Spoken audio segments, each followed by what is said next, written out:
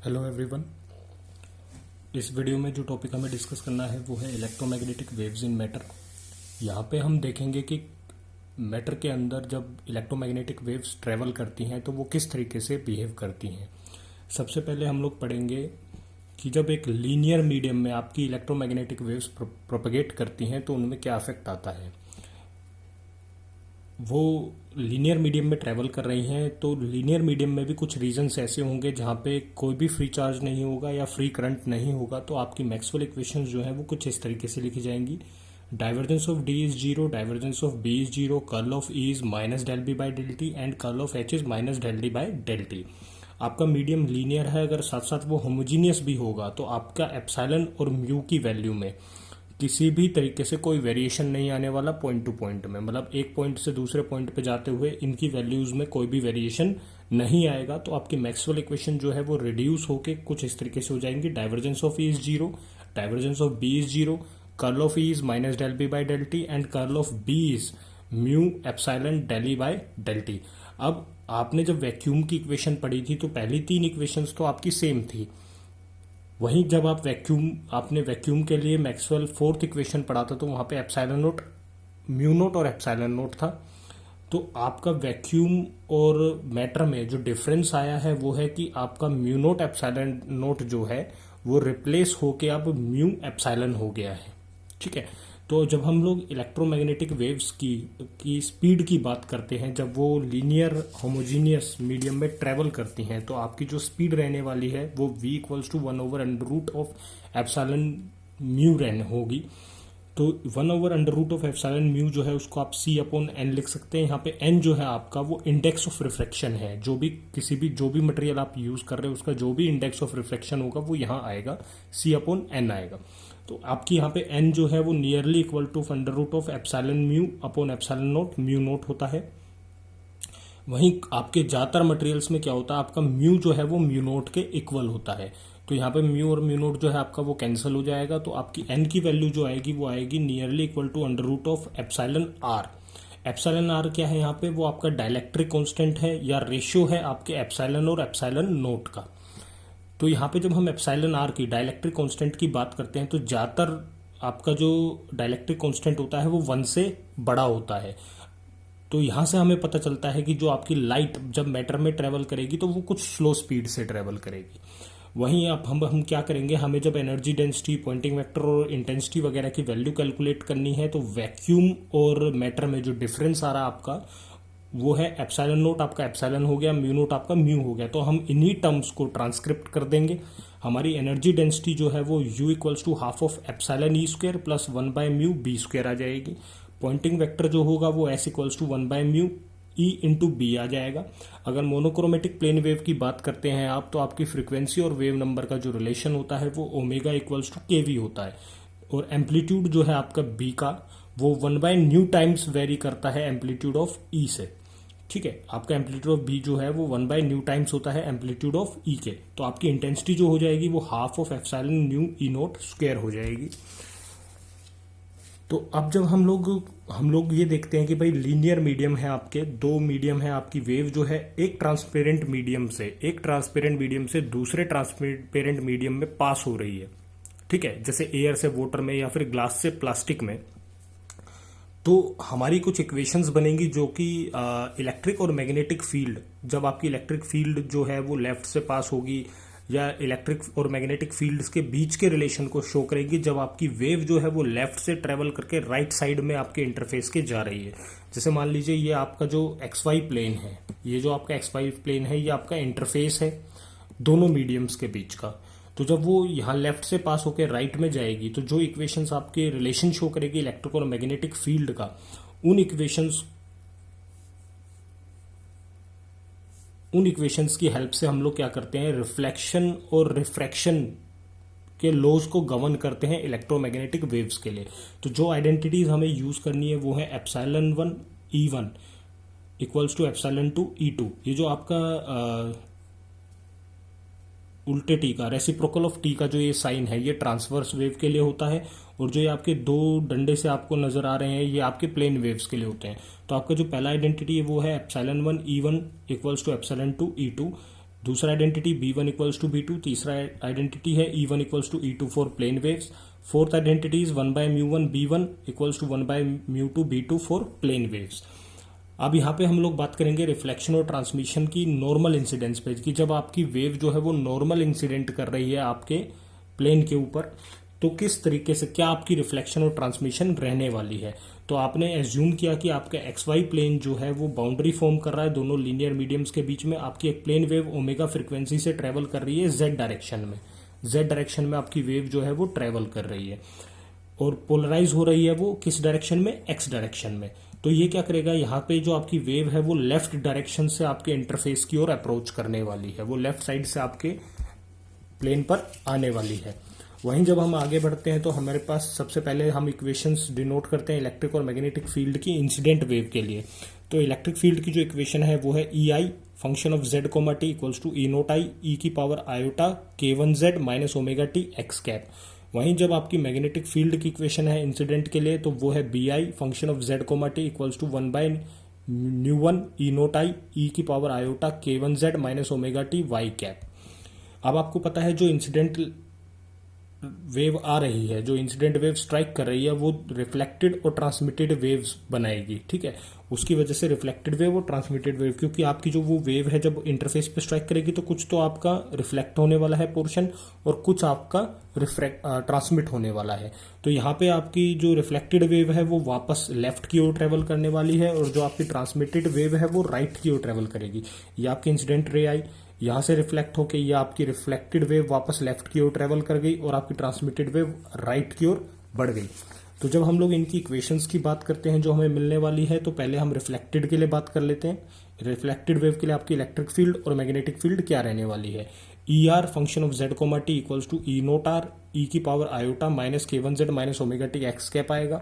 B of R magnetic field reflected function of Z, T equals to -1/μ1 E0R e की power iota minus K1Z minus omega T Y cap आएगा।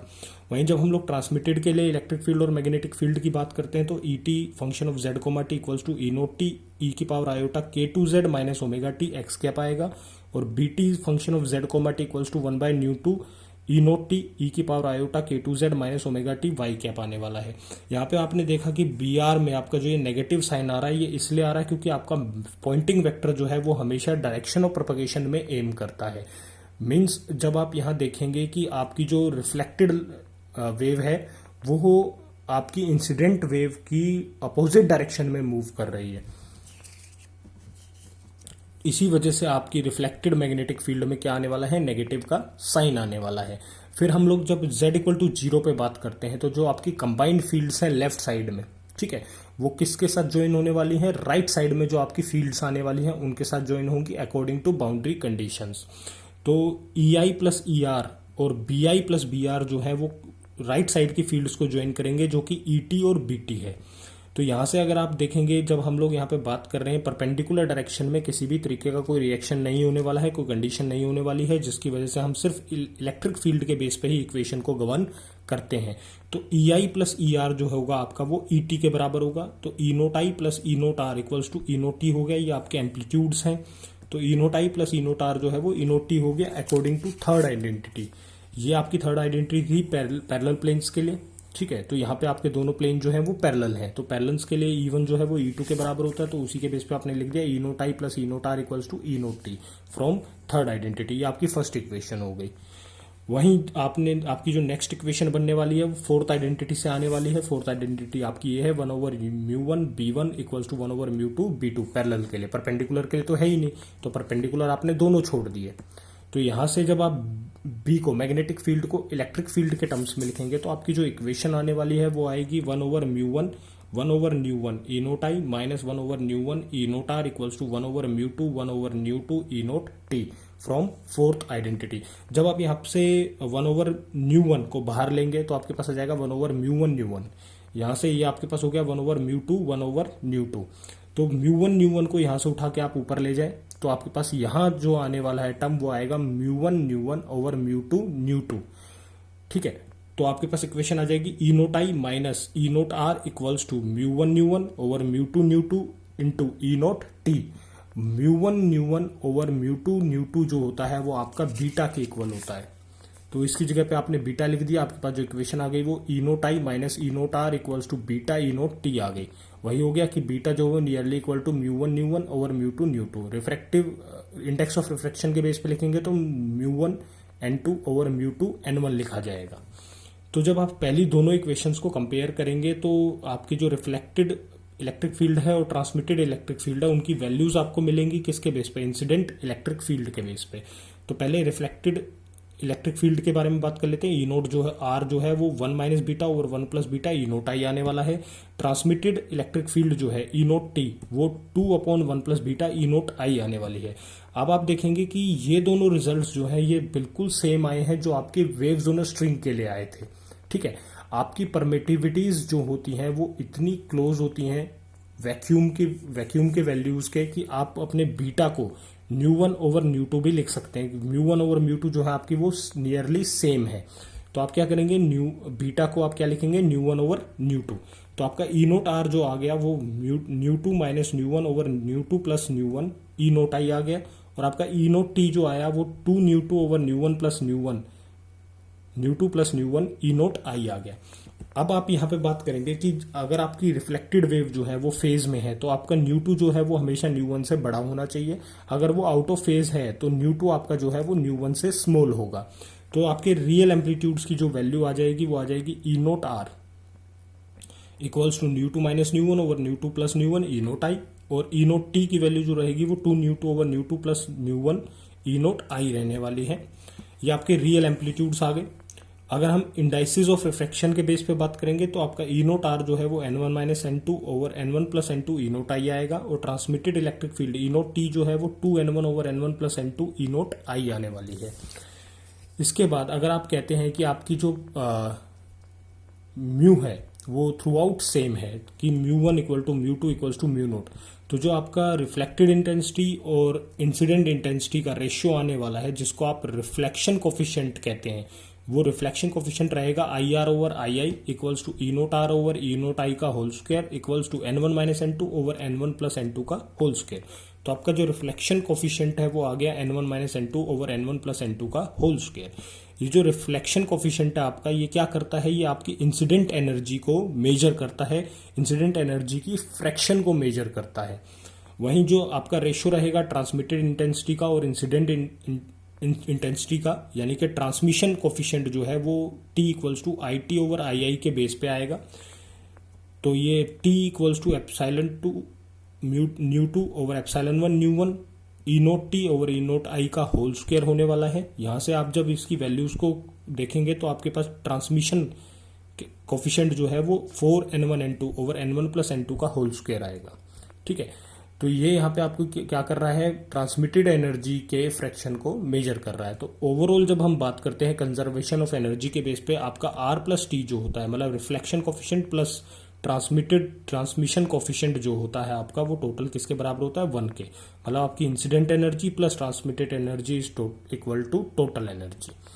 वहीं जब हम एक example के base पे बात कर लेते हैं, मान लीजिए आपकी लाइट जो है वो एयर से पास होकर ग्लास में जा रही है। एयर का रिफ्रैक्टिव इंडेक्स क्या होता है, n1 इक्वल टू 1 और आपके ग्लास का इंडेक्स क्या रहता है, वो n2 इक्वल्स टू 1.5। तो यहाँ पे R जो रहता है वो नियरली 0.04 होता है और T जो होता है ट्रांसमिटेड एनर्जी जो होती है वो 0.96 होती है। ठीक है, तो आप यहाँ देखेंगे कि आपकी जब एयर से आपका जो लाइट है वो पास होकर ग्लास में जाता है तो ज़्यादातर लाइट जो है वो क्या हो जाती है, वो ट्रांसमिट हो जाती है। ठीक है, तो यहाँ पे हमने इलेक्ट्रोमैग्नेटिक वेव्स इन मैटर में हमने दो चीज़ों के बारे में बात करी। पहला कि जब वो लीनियर मीडियम में ट्रेवल करेंगे तो उसमें एनर्जी डेंसिटी क्या आएगी, पॉइंटिंग वेक्टर क्या आएगा, इंटेंसिटी क्या रहने वाली है। और दूसरा हमने बात किया कि रिफ्लेक्शन और ट्रांसमिशन की वैल्यू क्या रहेगी जब आपकी इलेक्ट्रोमैग्नेटिक वेव जो है वो नॉर्मली इंसिडेंट होंगी प्लेन पर। अब नेक्स्ट वीडियो में हम लोग इलेक्ट्रोमैग्नेटिक वेव्स इन मैटर को ही कंटिन्यू करेंगे। वहां हम देखेंगे कि आपके रिफ्लेक्शन और ट्रांसमिशन की वैल्यू ओब्लिक इंसिडेंस पर क्या होती है। जब आपकी इलेक्ट्रोमैग्नेटिक वेव जो है वो ओब्लिक वे में इंसिडेंट होती है आपके सरफेस पर, तो आपके रिफ्लेक्शन और ट्रांसमिशन की वैल्यूज क्या आती हैं। Thank you.